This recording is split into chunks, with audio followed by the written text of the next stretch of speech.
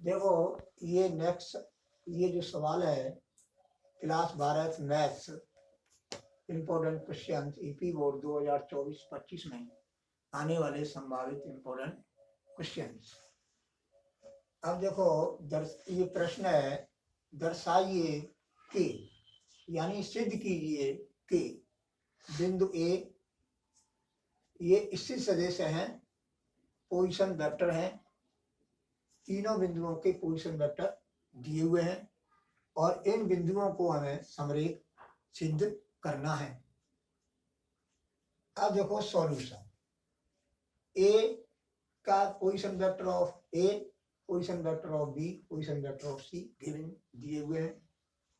अब ए B vector निकालेंगे तो ए बी समरेख के लिए ये ध्यान रखो कि यहाँ पर जो बिंदु हैं ये सेम होनी चाहिए। क्या होनी चाहिए? सेम। जैसे ए बी वेक्टर है तो ये ए सी वेक्टर होना चाहिए। इस तरह से लेते हैं, वेक्टर बनाते हैं तो ए बी वेक्टर बराबर कैसे बनाते हैं? ए बी वेक्टर बराबर ये बिंदु पहले लेंगे माइनस फिर इस बिंदु का पोजीशन वेक्टर लेंगे तो position vector of B, position vector of B minus position vector of A जो दिए हुए हैं इनके मान हम रख देंगे यहाँ पर और रख करके इसको हल कर लेंगे तो हल ये आएगा तुम्हारा 3i पे कैप माइनस जे पे कैप माइनस 2k पे कैप। इसी प्रकार AC वेक्टर बराबर पोजीशन वेक्टर ऑफ C, इसी आ रहा है यहाँ पर position vector of C minus position vector of A। ऐसे ही इनके मान रख दिए, पोजीशन वेक्टर ऑफ C ये है minus position vector of A ये है और ये मान रख करके ये प्राप्त किया। फिर इसको हल करने के बाद हल तो जानते ही हैं, जैसे 7i पे कैप है, 7i पे कैप है और जो है धन के 2i पे कैप है तो 9i पे कैप। अब जे पे आ जाइए माइनस 3j पे कैप और यहाँ पर है ही नहीं जे पे कैप तो माइनस 3j पे कैप। अब k पे कैप आया माइनस k पे कैप और माइनस 5k पे कैप माइनस 6k पे कैप। इसी तरह से हमने ये प्राप्त किया था। अब जो है A B vector cross A C vector निकालेंगे क्योंकि हमारा त्रिभुज का ABC का जो क्षेत्रफल होता है वो होगा 1/2 A B vector cross A C vector का मापांक। ये सूत्र है कि संलग्न भुजाओं का क्रॉस प्रोडक्ट का मापांक या आसन भुजाओं का, ये भुजा सदिश है। ये क्या है? भुजा सदिश, भुजा सदिश बोलेंगे। दो आसन भुजा सदिश या यूं बोलो कि संलग्न दो आसन भुजा सदिश। तो इस तरह से ये सूत्र है और इसमें जो मान रख दिया हमने पहले ही, ये हमने पहले ही निकाल लेते हैं और निकाल करके और इस सूत्र में रख देते हैं और रख करके बराबर 1/2 गुणा 0 वेक्टर का मापांक बराबर 1/2 गुणा, अब 0 का मापांक क्या होगा? 0 ही होगा तो 0 बराबर 0। अब हम जानते हैं, क्या जानते हैं कि जब त्रिभुज का क्षेत्रफल शून्य होता है तो तीनों शीर्ष बिंदु एक रेखा पर स्थित होंगे, अर्थात तीनों बिंदु समरेख होंगे।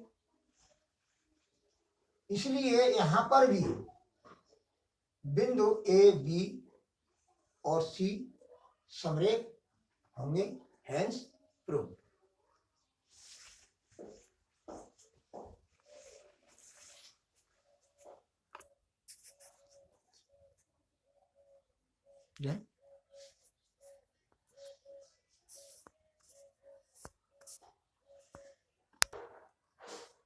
अब देखो नेक्स्ट सवाल है, सदिशों दो वेक्टर दिए हुए हैं और इन दोनों सदिशों पर लंब इकाई सदिश ज्ञात करना है।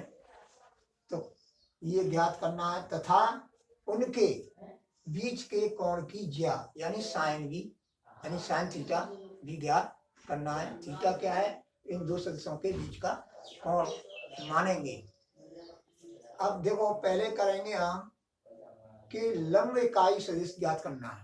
लंब इकाई सदिश दो सदिशों को होगा, उसको एन पैक कैप से प्रदर्शित करते हैं। तो देखो ये है तुम्हारा हल है। ए वेक्टर दिया हुआ है, बी वेक्टर ये गिवन है, ए वेक्टर क्रॉस बी वेक्टर का डिटरमिनेंट की सहायता से मान ज्ञात कर लेंगे। तो ज्ञात करेंगे तो क्या आएगा? -3i पैक है प्लस 5j पैक है प्लस 11k पैक है। ये जो प्राप्त होगा ए वेक्टर क्रॉस बी वेक्टर प्राप्त हो जाएगा। अब ए वेक्टर क्रॉस बी वेक्टर का मापांक ज्ञात करेंगे। तो मापांक ज्ञात करेंगे तो ये √155 आ जाएगा। इसको हल कर लेना। -3 का वर्ग 9 है, मैंने लिख दिया है यहाँ पर, 5 का वर्ग 25, 11 का वर्ग 180। ये जोड़ जो है ये आ जाएगा। देखो √ तुम्हारा 9 + 25 + 121 बराबर √155। ये तुम्हारा ए वेक्टर क्रॉस बी वेक्टर का मापांक आया। अब देखो ये सूत्र होता है, ये याद रखना है कि एन पैक कैप बराबर ए वेक्टर क्रॉस बी वेक्टर बट्टे ए वेक्टर क्रॉस बी वेक्टर का मापांक। इकाई सदिश ए वेक्टर क्रॉस बी वेक्टर जो है उसकी जो दिशा होगी वो दोनों के लंबवत होगी। जैसे मान लीजिए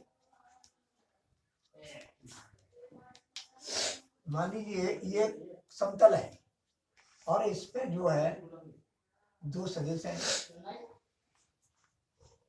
और इनके बीच का जो कोण है वो थीटा है। ये ए वेक्टर है, ये मान लिया वेक्टर। अब मैं ये लिखूं ए वेक्टर क्रॉस बी वेक्टर, तो इस तरह से ए वेक्टर की तरफ और ये लगाओ निशान और देखो इस तरह से मोड़ते चले जाओ और इसको लंबवत रखो, समतल के लंबवत। तो ये अंगूठा की जो निशान है ये दिशा होगी,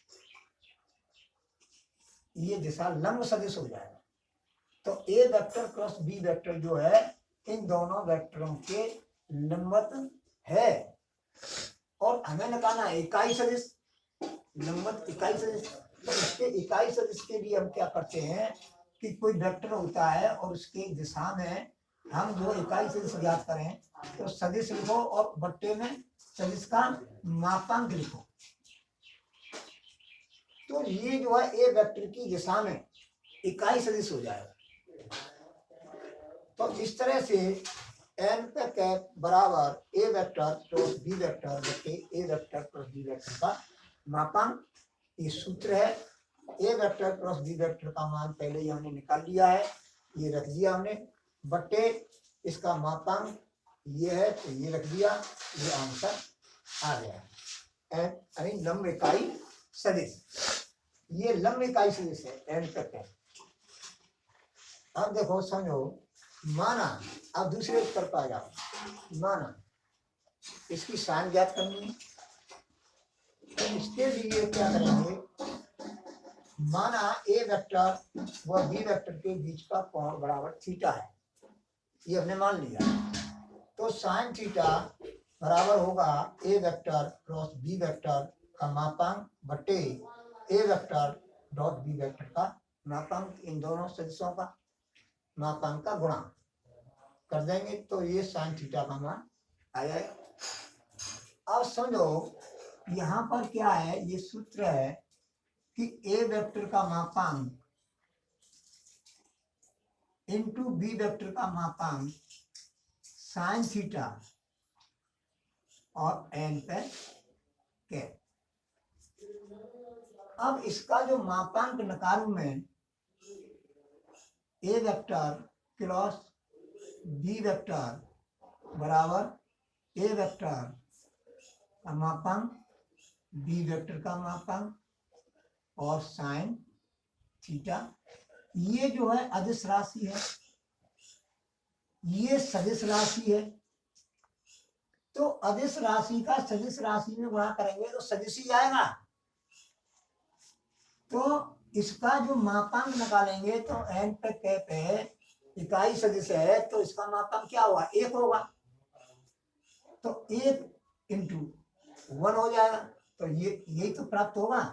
अब इससे हम ये निकालें sine theta equal to A vector cross B vector का मापांक बटे ए वेक्टर का मापांक इंटू बी वेक्टर का मापांक, ऐसे प्राप्त हो गया साइन थीटा का सूत्र। अब जो है ये मैंने मान रख दिया, ये सूत्र है। ये क्या है, सूत्र।